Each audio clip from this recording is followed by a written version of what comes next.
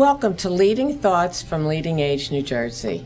I'm Michele Kent, President and CEO of LeadingAge New Jersey.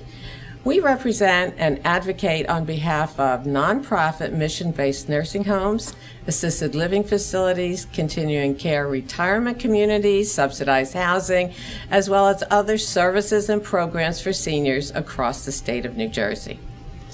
This is the very first in a series of broadcasts we'll be presenting you on issues related to senior care across the state. I'm personally delighted to have as our guest today for our very first program, Valerie Harr. Valerie is the Director of the Division of Medical Assistance and Health Services in the Department of Human Services for the state, otherwise known as Medicaid. Valerie, thanks for being here. Thanks for having me. You're very welcome. So, whatever you're doing in Medicaid is of a lot of importance to my members because they are mission-based and as a result tend to serve lots of Medicaid recipients, in other words, the poor. And I do know you've got some very big initiatives going on that it would be helpful for us together to talk about so that the members can understand what's going on. And where I'd like to start, Valerie, is with Medicaid Managed Long-Term Services and Supports. That's a long name, but I know you'll be able to explain it to us. I wanted really to start at the beginning and what it is in brief. Why on earth the state of New Jersey would undertake such a daunting new initiative, and what it is you hope to accomplish. Okay, great. Thank you. And again, thanks for having me. And I think this is such an important forum for your members to learn about upcoming information. So I think it's a great idea, and I really commend you for doing that. So New Jersey has a long history of moving to a managed delivery system for its Medicaid program. We call it value-based purchasing, and we're one of probably the first states going back to the mid-90s. And as we started to move populations into managed Medicaid, we saw improved care delivery, improved quality, and reduced costs. And so this is a continuation of moving from a fee-for-service delivery system to a managed delivery system for the Medicaid population.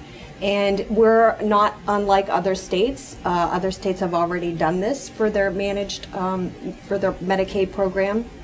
And we are one of about 26 states that have either already moved to managed long-term services and supports or planning to. I didn't realize there were so many. There are. And so again, it is to try to move towards a value-based purchasing where you are paying for outcomes, quality improvement, and ultimately reduce cost. So that is at the high level. That's the background, and we've started this again in the mid-90s, and it's a continuation of moving to a value-based purchased Medicaid program. Thanks. So for my members, it means a very new way of doing business with Medicaid for those individuals they serve who are on Medicaid. And that will mean that they will be contracting with managed care organizations, many of them for the first time. So you can see why it really creates a bit of anxiety on their part as this rolls out. And so let's talk about the rollout. Okay. Are you still on target? The last I knew, July 1st is when all the components would be starting. Yes, we are on target to implement statewide in July. We've moved the date several times now, exactly for the reasons that you're saying, to make sure that our consumers and our providers, the state and our managed care partners have plenty of time to prepare. We are on target for July. We are so grateful to have these opportunities to get the message out, and we're preparing our own communications that will go to both facilities and consumers and advocates. And as you know, we have a steering committee that have been helping the state and guiding the state through the transition, and hopefully the steering committee is able to take the information that they are receiving and sharing it with consumers and family members and providers as well. I will very sincerely say, as someone on the steering committee, that I commend the state for having such an active group of outside participants really right there all the time to help design this program and make sure it works well. So we appreciate that. One of the big components of this program is shifting care where possible to more home and community-based services. Could you tell us why that is? Right. I think that we've seen across the country, and certainly through studies even from AARP, that if individuals can age in place, people aging or people with physical disabilities can stay in their home, in their communities for as long as possible, that's what the preference is. We know it's a continuum of care. We know that people may at some point need a residential type program, facility. And again, it's a continuum of care and trying to provide additional supports and services to support somebody in the home community for as long as possible. And then when they get to the point where they need additional support, we know that we have members like your members to continue to serve that family and that individual. Well, thanks for saying that. I know that'll give them a lot of relief, because I think it's fair to say that we worry that it will tip too far in terms of home and community base, and the state may not ensure a strong cadre of facility-based services are there for people when they need them. So to hear you say that, Valerie, is indeed comforting. So what happens next? Now, are my members going to get trained on what to do, or? Yes, we have a training and communications plan. We have a steering committee meeting tomorrow, so we'll go over that in more detail, and certainly we can make sure that information gets disseminated. We're going to start with some trainings in March, and we will also be sending out communications to facility owners in March, followed by communications to actual recipients.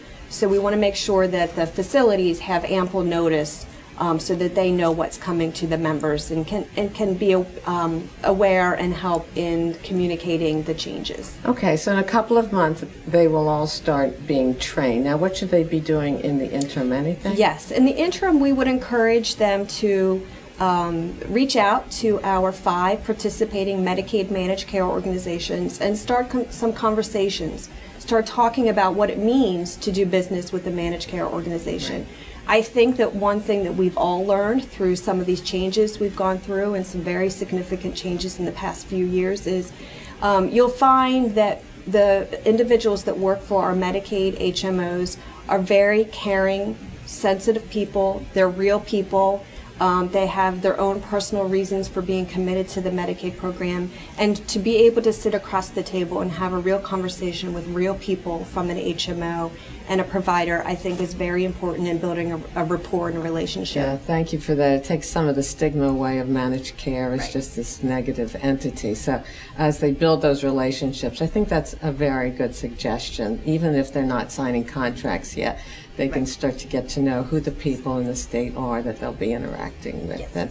And then eventually sign contracts with. Right, eventually sign contracts. And I think the big thing that we need to prepare for is claims processing. The types of codes that a plan would be looking for, the way the claims need to be submitted. And that work and that preparation could start now. Okay, thank you for that tip. All right, I'm going to segue a little bit, if I might here. Believe it or not, that's not the only thing on your plate, I understand, these days in the world of Medicaid. I'm going to talk for a moment and really look to you to expand, if you would, Valerie. A couple of years ago, I guess it was now, the federal government passed a massive Affordable Care Act with many moving parts and pieces. And I guess it's fair and simplistic to say that the overall goals of that act are to get more people insured across the nation and improve the quality of health care and reduce some costs. We've all seen newscasts and various talking heads and read things about the hiccups and the blips that have been unearthed as that program has rolled out. And so I know one component of it, a lot of people aren't aware of this, is the expansion of a program that is really housed in your division, New Jersey Family Care, which is for low-income kids and families, and that the governor in New Jersey opted to go along with that expansion. And I wonder how that's doing as compared to some of these other components. Yeah. Thank you for asking those questions. It's been the changes with the federal law and the expansion of Medicaid to adults has been all-consuming, I think, for our entire division for the past few months. And we have started taking applications for the new population. We started in October, and enrollment started in January. And as you alluded to, there were lots of problems with healthcare.gov. But we know that about 80,000 plus individuals enrolled in family care, New Jersey family care, through healthcare.gov, but we had not received their applications. Wow. So we worked with CMS and were creative in trying to figure out how to make sure we could get those applications from the federal marketplace. We received them that data in the past few weeks, and as of last week, we were able to enroll 34,000 people into Medicaid. So it's been bumpy, and we've been asking for patience from individuals who are calling and wondering what the status of their application is, but we're continuing to make progress, and that's a pretty significant number to have enrolled 34,000 people from the marketplace, as well as lots of individuals that have applied through a county welfare agency or through njfamilycare.org. So we'll have we'll have a lot more information at the end of this month when we're able to run our monthly enrollment data, and we'll see what the final numbers are for January, but we'll continue to take applications ongoing to get individuals enrolled. Well, thanks for your candor about that. I know that sort of as you roll out these huge programs, they're not without bumps and glitches, and yet people are so anxious to get coverage. You understand their frustration. Absolutely. So we certainly appreciate everything that you and your staff are doing to get that pipeline a little more flowing, a little more smoothly, I guess we should say. That's right. Valerie, I think that brings us to the end of today. I want to thank you again for being my guest and for starting this whole, launching this whole new series with such strong content. I do appreciate it. To our viewers, I would like to say thank you for watching. Please share this with family and friends and colleagues, and be on the lookout for our next broadcast. You can always find out more information about LeadingAge New Jersey at our website, www.leadingagenj.org.